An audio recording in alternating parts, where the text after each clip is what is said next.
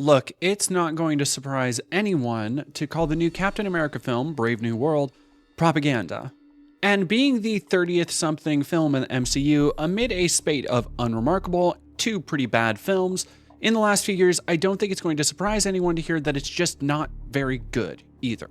The film has had a tumultuous path to movie screens, from the original title, New World Order, being changed since its 2022 announcement, to the much publicized reshoots and last-minute changes, so it's no surprise that the end result is a muddled mess that somehow feels both like reheated leftovers, yet still undercooked at the same time. More than most films, even in Marvel's oeuvre, it feels designed by an algorithm rather than any real human interaction. Fight scenes are lifeless and lack impact, but they dutifully appear at a regular clip whenever you might find yourself checking your phone. Every rousing speech and emotional moment is undercut by withering sarcastic remarks or jokes, no matter how ill-fitting for the tone of the scene. But more than the very obvious failings as a film, let alone a follow-up to the well-regarded Captain America Winter Soldier or Captain America Civil War, Brave New World is good for one thing, and that is being a perfect encapsulation of this moment in culture. By which I mean it is a feckless, cowardly, cynical corporate product that feigns an interest in being a genuine story of strength through adversity, all the while undermining and overriding the very real suffering of people that led to this moment. If it's indicative of any new world, it's because it feels like watching the last gasp of American cultural dominance. There are so many things to talk about with this film that surprisingly the story is kind of least among them. Kinda sorta. If you care about that, know after this point I will be spoiling pretty much everything that hasn't already been spoiled by marketing, so consider this your spoiler warning. When people talk about Marvel beginning to scrape the bottom of the barrel for directions to take the franchise in, this movie is a perfect example. With major characters like Captain America and Iron Man retired after the Infinity Saga, and 30+ films where the villains almost always die at the end, it's left the creatives in a bit of an obvious lurch where they need to keep finding new characters to introduce, but also don't have any of the, big names. So we get characters like the controversial Sabra. For the uninitiated, Sabra is a C-list Israeli superhero whose most memorable comic appearances hinge on her seeing Arab children as basically non-human. So in this cultural climate, having this ex-Mossad superhero is a little risky in the movie, to say the least. Which is probably why her character, while pivotal to the film, has been neutered to the point of irrelevance. I'm not even sure if her nationality is mentioned at any point, just that she's an ex-Black Widow. Her status as an Israeli soldier is never brought up to my recollection because this is a movie that has nothing to say, or probably more accurately, this is a film that deathly, deeply is afraid of accidentally saying anything. Ironically, Brave New World's shirking of any responsibility to have a message or a theme leads to it very clearly saying several things about oppression and upholding systemic status quo and the importance of civility politics over any tangible, principled stances that might lead to any actual change. Brave New World, much like Sam Wilson himself, exists in the shadow of better, more compelling stories and heroes, and Marvel seems to know that if the 4 or 5 grave speeches Sam gives about the nature of responsibility and living up to the lofty standards set by Steve Rogers is any indication. But instead of using that framework for compelling storytelling or parallels, they're simply now copying their own homework. This is particularly evident in how Brave New World is very obviously based heavily on the structure and moments of Winter Soldier and, to a lesser extent, Civil War. Say what you want about Marvel movies, and I will, but I will personally genuinely say I really like Captain America 2 and 3, but the further they appear in the rear view, the more I wonder if their successes were accidental. Winter Soldier in particular feels so far removed from the modern Marvel brand. The action scenes feel grounded and weighty. It manages to balance big comic book spectacle with engaging character work, and a light dollop of comedy that doesn't feel cloying. Probably most notable is its weaving of characters and stories from multiple films together without feeling a need to wink to the camera every 2 seconds. It's also, in my personal belief, the closest we'll ever get to an actual Metal Gear Solid movie, but that's a different video. Then Civil War ups the ante considerably in scale, but also uses all these characters and motivations to tell a compelling story about revenge and cycles of power and accountability, all of which hinges on the powerhouse performances that elevate what would otherwise be pretty rote blockbuster material. These movies? Good stuff. Brave New World is not that. It's a lifeless carbon copy with none of the style, flair, or thematic underpinning. See, Winter Soldier and Civil War showed Steve Rogers, a man out of time, awakening to the shifting reality of modern power, of corporations and military-industrial complexes controlling the flow of information, commerce, media, and law. Brave New World is about Sam Wilson, a man who is intimately knowledgeable about the transgressions of the United States government, who simply chooses to uphold the status quo, to push for civil change from the inside, regardless of how he personally feels about how the systems are operating and who they're actively hurting. And most insultingly, the film delivers this message, all the while doing its damnedest to convince viewers it has no message or agenda at all, by serving a heap of familiar imagery, whether by a decision to conjure memories of the better Captain America movies, or just simply running out of time and ideas, I don't know. You've got an opening secret mission where Cap goes in against the clock and kicks off the main conflict. You've got a buddy team-up investigation uncovering a conspiracy as Cap needs to outflank the US government. You've got finding hidden underground military installations and mind control experiments, a sudden assassin ambush with links to the main antagonist, and even a close buddy getting his wings clipped in the third act, attempting to drive forward some motivation for the hero. Except with none of the history or intrigue of characters like Captain America or Black Widow, you're left with the new Falcon, who is this film's designated comic relief, and the comedy mostly comes from him just being really annoying. Like, he is legitimately the worst part of the film, and that's including the awful green screen effects that derail the final act. Anthony Mackie has the charisma for this kind of role.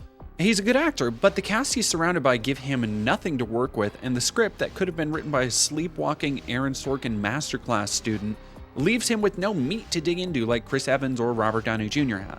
And there's something in the structure of Brave New World that speaks to the entertainment industry's current fixation with AI. When we inevitably get to a point where massive blockbusters are being written by AI, films like Brave New World makes me think we might not actually notice much of a difference between the algorithms being made to write movies and movies being written now to fit into algorithms. Here's a film with like 5 writers, multi-million-dollar reshoots, and a bigger budget than the GDP of some countries, and the best result is a vaguely recognizable mask with no defining artistic sensibilities. It tries to strip back the MCU to the same spy thriller feel of Captain America 2 and to a lesser extent 3, but the MCU has so many different spinning plates that those intentions never show through. Because of the multiversal scale and the ever-consuming need to raise stakes, introduce new characters, keep crafting new toys and Funko Pops and iconography that will make it into Fortnite, there's no such thing as a quiet or grounded MCU story anymore. Just the varying degrees to which talented storytellers can wrangle the loud shot for IMAX CG devastation to something competent. In some cases, like Wakanda Forever and James Gunn's Guardians 3, these talented creators make something within the constraints of the cynical, ever-churning Disney marketing machine, but it still feels like art made to fit in a Happy Meal box first and to appeal to human emotion and expression second. And that same ever-expanding scale is the dramatic downfall of Brave New World. We have fighter jet battles amid giant celestial aliens, but we also want a grounded political thriller. But most importantly, we can't alienate the audience by taking any sides in the politics we espouse. We can have an Israeli superhero, but we won't acknowledge Israel or its ongoing genocide. We have a black Captain America, but we don't see skin color. Despite being in America where people definitely see skin color and judge people by skin color right now. Like, if Sam Wilson was Captain America in the real world, he would probably be fired for being a DEI hire right now with the current administration. We can have a central conflict over rare minerals, but the primary conflict is with America and Japan instead of any country with an active interest in the real world in challenging American hegemony. China? Russia? Who's that? We can use political imagery, but only as an empty vessel. A set decoration to the ongoing march of monoculture that continues to katamari itself into an unrecognizable mass, all the while becoming as beige, palatable, and inoffensive as possible. So the end result of this is Captain America: Brave New World, a grounded thriller that isn't grounded, a political intrigue with no politics and no intrigue, and most damningly, a film that wears the guise of civility politics and unity in a cultural climate where those things are currently tearing the country apart. It's almost impressive how little of a new trail this movie blazes for its regurgitation of more popular films made a decade ago, like Winter Soldier, particularly because its position as a follow-up to the Disney Plus show Falcon and the Winter Soldier should leave it primed to break new ground, and this is where the story is most insulting. So let's lay some groundwork. Sam Wilson is the new Captain America, and he's struggling with that responsibility, especially when the new president asks for his help to restart the Avengers. Enter Isaiah Bradley, who the film dubs as the Forgotten Captain America. He was a soldier who was injected with the same super serum as Steve Rogers, but being a black man, he was imprisoned and experimented on by the US government in an analog to the real-world experimentation the US did on black Americans, like the Tuskegee experiments where hundreds of black people were given syphilis without their knowledge.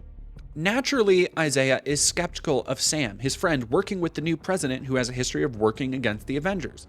But the president claims he's changed and wants to work with the new Captain America. Isaiah represents a knowledge of the oppressive history of America, and with it, everything we associate with the modern American landscape of oppression. You know what they did to me for being a hero? They put my ass in jail for 30 years. People running tests, taking my blood, coming. While the suffering and torture he underwent is acknowledged, much like when systemic racism and how it can still affect our present is brought up, it is treated as something of the past, something we've all moved on from despite evidence to the contrary. Even his friend, Sam Wilson, wearing the red, white, and blue uniform as a fellow black man, basically hand waves away his concerns, his warranted concerns and distrust of the government. Because the government isn't like that anymore. Despite the fact that the core conflict of the film revolves around Harrison Ford's President Ross keeping a minor character from a 2007 movie at a government black site and torturing him for over a decade. Isaiah is politically charged imagery given a face and a name and put into a movie where they don't even give the president a political party. At every turn, the film deftly dances around accidentally drawing any parallels to real-world things, like Ross, the Red Hulk, and any other unstable people who may be running the real-world government, angrily making devastating choices that affect millions and starting international conflicts. You see what I did there? It's like if the Red Hulk was Trump. Because they both look bad. They both look really bad. But also because parallels between the real-world political structures and the military fetishistic fantasy of Brave New World are unavoidable even as Disney does its damnedest to avoid them. The same is true of the fabricated mineral conflict between Japan and America. It wants the emotional impact of conflict and is comfortable selling it in the packaging of political upheaval. But every aspect of its politics are so cartoonishly tailored to be removed from real life, it wraps back around to show the real goal here. Not any kind of examination of politics or power or the dynamics between a government that experiments and locks innocent people up at black sites. That isn't interrogated. And why should it be when the film is more interested in saying, the system works, we just need to work together. It's about unity. Together we can work within the system to fix things. Despite the fact this damn system keeps breaking down and every time someone says it's fixed, turns out y'all actually just got like people at black site torture facilities. And the film itself doesn't even seem to know about the intense imagery it's summoning. As Isaiah becomes the target of a brainwashing assassination attempt on the president, which ends with Sam talking him down from essentially death by cop because, understandably, Isaiah doesn't want to go back. He promised himself he'd never go back to being in a prison. And here on the screen is Captain America, the modern Captain America, the symbol of the modern American way. A new, diverse Captain America, one the film tells us repeatedly represents everybody. And when faced with an embodiment of the history of black oppression from the government, he sides with the police, saying he will help clear Isaiah's name as 3 white police officers tackle the old man to the ground. Don't fight back. The system works, and we need to protect it even as innocent people are hurt. Because, as Cap puts it, he wants to believe people can change. And as an audience, subliminally, that should mean that structures can change too. The same people who were responsible for disasters, they can change. We should want to work with them, alongside them, together, instead of standing against them. And would you believe that even in the film, that's total bullshit? It turns out that the same government Sam represents and fights for has been working to keep the film's Big Bad, a minor character from the Ed Norton Incredible Hulk film, and they've been torturing and experimenting on him while forcing him to continue making technology and medical breakthroughs for them. In the shadows of the government, those same unethical, immortal exploits happen as they did with people like Isaiah. This is never questioned. It's just merely chalked up to a one-off incident that Ross tried to keep buried as he climbed the ladders of power all the way to being the president. Now, if you were a good screenwriter with a handle on theme, you might look at the similarities between Isaiah and the leader, the name of the big bad, and go, hey, there's something here on the nature of power changing how it represents itself to the public over time while still abusing and exploiting whoever it can to maintain that power. You might look at the overall structure of the film and series and go, hey, it sure does seem like Captain America, who represents the underdog and apparently the American everyman, is directly at odds with the goals of the US government and is in fact constantly being arrested. And from those images, you might think to interrogate any of the story's ideas about power, governance, the interests of people in power, or any other number of narrative directions. But if you thought any of that plays into this film, you couldn't possibly be a writer for Disney. That approach would have involved actually examining the real world and the parallels this story has to it, instead of simply waving away the decades of exploitation that led to where we are now. But Brave New World can't do that. Because with such powerfully charged racial and political imagery, Disney doesn't want to accidentally say anything that might be construed as having artistic value. Instead, they simply want Sam Wilson to be the new mascot of the next decade of the propaganda machine. And the message is that the status quo might be flawed, but together, we can make it all better. Turn your brain off. Don't worry about the news, about the DEI measures being stripped, your quality of life being sold to the highest bidder, your LGBTQ kids being targeted by the government for harassment. You see, we have a black Captain America, and look at all the nifty, cool equipment he has now. He's got vibranium wings and little drones, and the actor actually did a video with real military members, because look at how cool the military is, kids. The primary difference between New World Order and Captain America 1 and 2, insofar as they have any kind of thematic value, is that Steve Rogers believed in people, not systems and institutions. To him, the systems of government, the institutions of power, were malleable and replaceable, which often put him at odds with those systems. And in those moments, he would rely on people making up those systems to pull through. This might be lofty reading into what are ultimately just better crafted popcorn flicks, but I think watching those movies does actually say something about the political structure of America. At no point when Hydra took over the government did Steve go, yeah, I guess we should probably reach across the aisle and work with them. Masked in the jingoistic colors of the American flag, Steve Rogers is constantly embattled by what he represents in the system around him and what he actually wants to represent to others. The entire reason he was chosen for the original medical experiment that made him a superhero was because of his selflessness and valor. He's the all-American Boy Scout with a heart of gold.